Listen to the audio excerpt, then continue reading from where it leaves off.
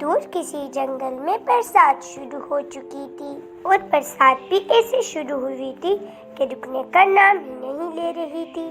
लगातार बारिश होने के कारण सभी पक्षी अपने घरों में थे।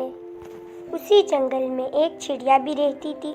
वो बहुत बुद्धिमान और मेहनती थी। उसने अपने घर में इतना भोजन जमा किया था कि अगर बरसात एक और महीना भी होती तो भी वो भोजन खत्म नहीं होता। लक्ष्मी चिड़िया के घर में चिड़िया और उसकी बेटी ही थी। वो दोनों घर में बरसात की मजे ले रही थी।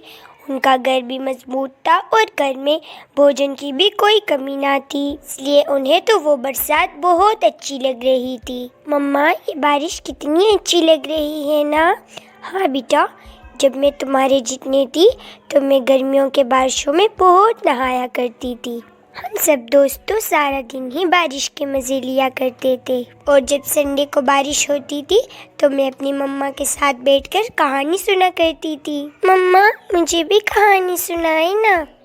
अच्छा, मेरी राजकुमारी ने भी कहानी सुननी है। वो राजकुमारी उस जंगल की सबसे सुंदर पक्षी थी और उसका पापा राजकुमार ये चाहता था कि उसकी शादी भी एक सुंदर से राजकुमार के साथ हो। नैनी चिड़िया अपनी बेटी को कहानी सुना रही थी और उसकी बेटी कहानी सुनते सुनते सो जाती है और फिर रात गहरी हो जाती है और लक्ष्मी चिड़िया भी सो जाती है। और लक्ष्मी चिड़िया के दूसरी तरफ एक पेड़ पर कालू कौवे का घर था। वो घर में अपनी पत्नी के साथ रहता था। वो और उसकी पत्नी बहुत कामचोर थे। उन्होंने बारिशों से पहले भोजन बिल्कुल भी जमा नहीं किया था। वो दोनों बेसुध भूख से तड़प रहे। वो दोनों अपने घर में बैठे हुए थे।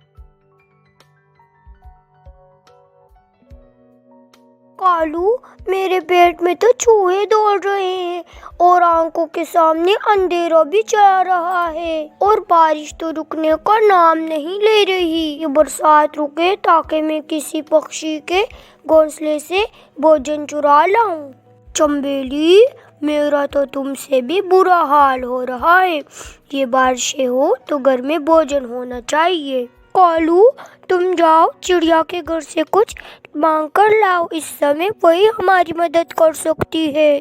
गौरी, अब मैं किस मुंह से उसके पास जाऊं?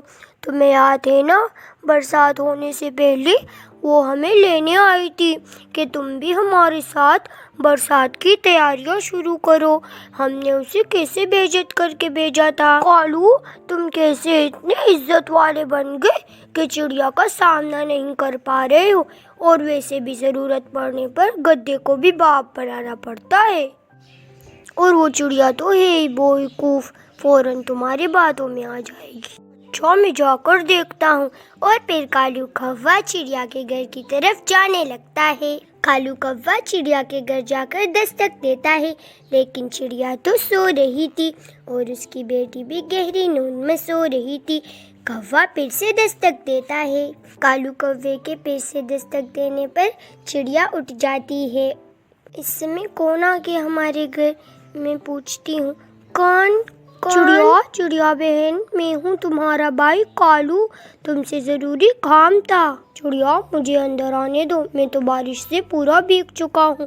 और फिर कालू कौवा अंदर आ जाता है। चिड़िया, मैं रात के इस समय तुम्हारे यहाँ बहुत मजबूर होकर आया हूँ।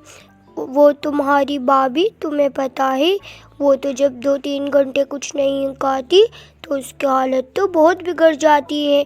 हम दोनों कल रात से भूखे हैं। अब तो वो बेसुध अपने घर में पड़ी हुई है। अब उसकी जिंदगी तुम्हारे हाथ में है। चिड़िया, तुम कुछ खाने को दे दो। मुझे पता नहीं है मैं किस मुंह से तुम्हारी शुक्रिया अदा करूं।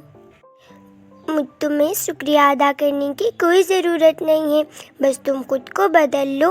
अगर आज तुम्हारे घर में भोजन होता तो तुम्हें इस तरह शर्मिंदगी नहीं उठानी पड़ती। और फिर कालू कौवा वहाँ से भोजन लेकर चला जाता है। कालू, अब जान में जान आ गई है। जान में तो जान आ गई, लेकिन हम कल को क्या करेंगे? मैं तो अब उस चिड़िया के घर नहीं जाऊंगा। वहाँ से बहुत ज़्यादा भाषण सुनकर आया हूँ। कालू, मेरा तो मन करता है कि उस चिड़िया के घर से सारा भोजन ही चुरा लाऊं। हाँ, बात तो तुम्हारी ठीक है। तो अब चले, अब तक तो वो चिड़िया गहरी नींद में सो गई होगी।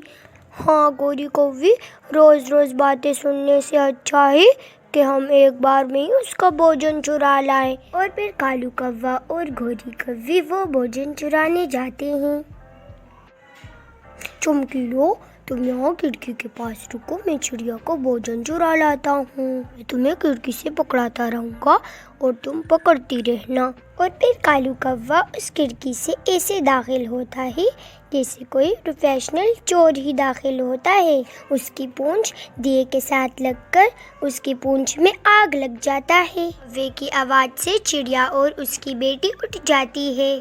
चमकीलो तो अपने घर भाग जाती है और कौवा भी ये कहते हुए अपने घर की ओर तरफ भागने लगता है। मेरी पूंछ, मेरी पूंछ, मैं तो मर गया रे। चिड़िया और चिड़िया की बेटी उसे इस तरह चिल्लाते देख उसके ऊपर हंसने लगते हैं। और फिर कालू कौवा भी वहाँ से चला जाता है। तो प्यारे बच्चों, अगर आपको ये वीडियो अच्छी लगी हो